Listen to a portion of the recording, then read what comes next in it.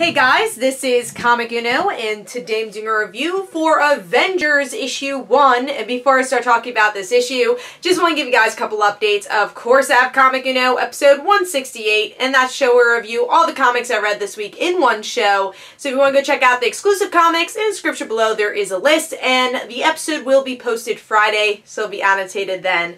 But let's start talking about Avengers issue 1.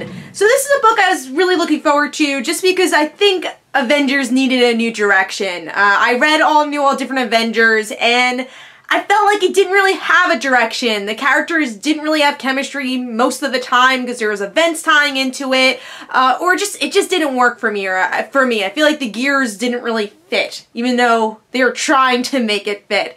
So I really enjoyed Champions issue 1, which is kind of like the other part of all different Avengers, and now this is the second part of this continuation of that series, the actual Avengers title. Same writer, different artist. We do have Mike Del Mundo working on the art, so let's start talking about the cover. I love his art style, and I think it worked for this cover. Really enjoyed it. I always like this kind of painting style that he has.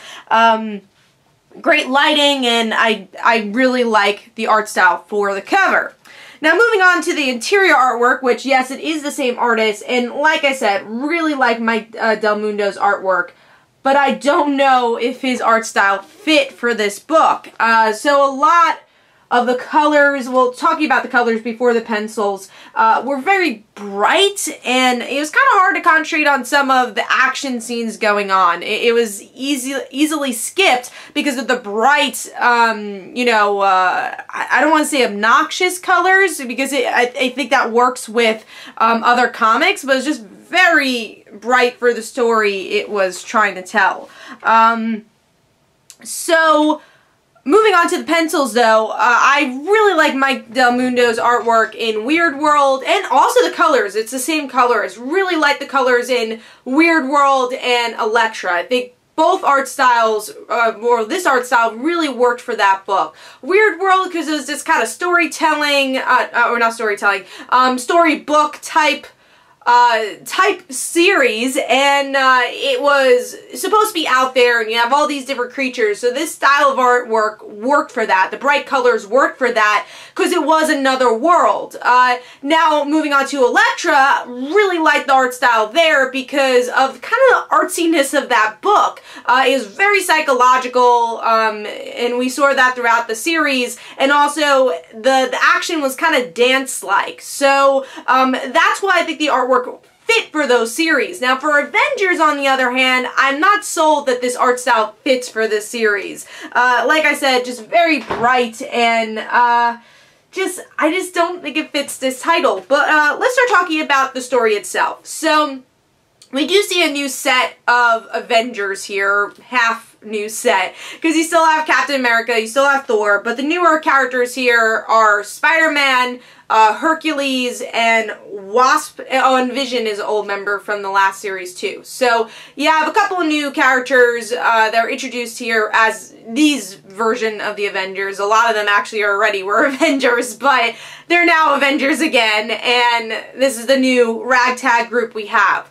And we finally get a little bit of that Kang storyline. So that was kind of weaved into All New, All Different. They didn't do much with it. And now finally they're tackling Vision taking the infant baby and Kang actually being a villain in this story. And that's pretty much it. Team comes back together, or is formed, and Kang. That's what's going on. And we get a little peek of what's going to happen in the future issues, which I like that. I like that we have a little sneak preview there.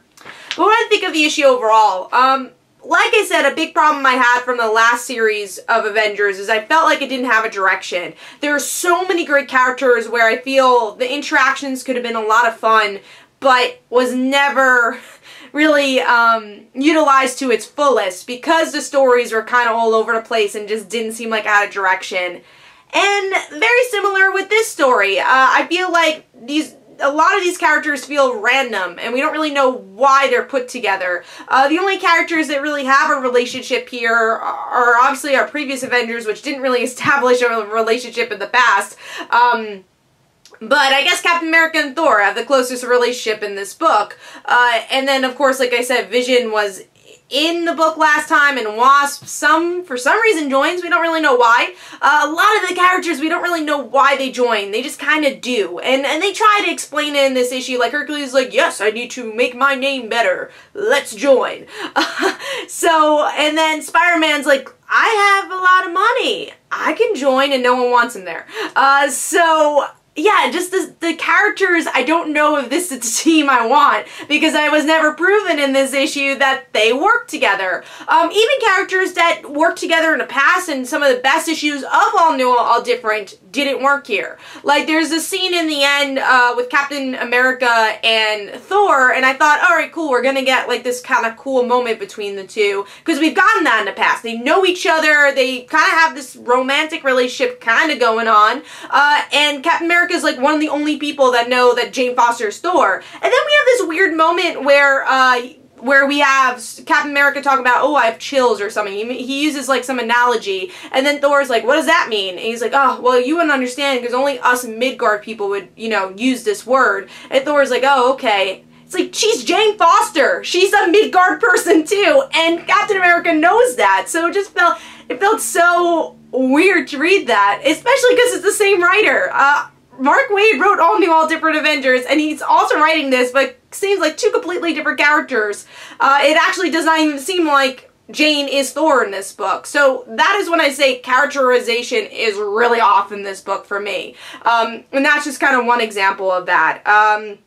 Yeah, I think, again, the big reason why I couldn't get into this book was the art style. That was hard, but it just doesn't seem like it has a direction. Even the Kang story, where, you know, Kang's obviously a huge villain for Avengers, didn't seem to fit here. It felt like forced. They were like, oh, well, we didn't do that story before, let's do it here. I kind of wish this was like Champions, where we find out why these people are coming together, why we should care about them, because this is a new team, and it just kind of feels random and directionless, and that's kind of the best way I could put it. So overall, of course, I'm going to pick up more Avengers, see where it goes, but $4.99 I don't think is worth for the first issue. I don't know where this series is going. I'm just hoping it's not a repeat of All New, All Different Avengers, or else I might be dropping it this time, because I do have Champions now. So I'm going to give Avengers issue 1 actually 2 stars. I was really excited for it, but after reading it, I felt really disappointed. But let me know in the comments below what you thought. This is Comic Uno. Don't forget to follow me on Twitter. Don't forget to like my Facebook page. Also, in the description below, there are links for my comic book, Like Father, Like Daughter. And don't forget to like the Facebook page of Like Father, Like Daughter. And I'll see you guys later. Bye.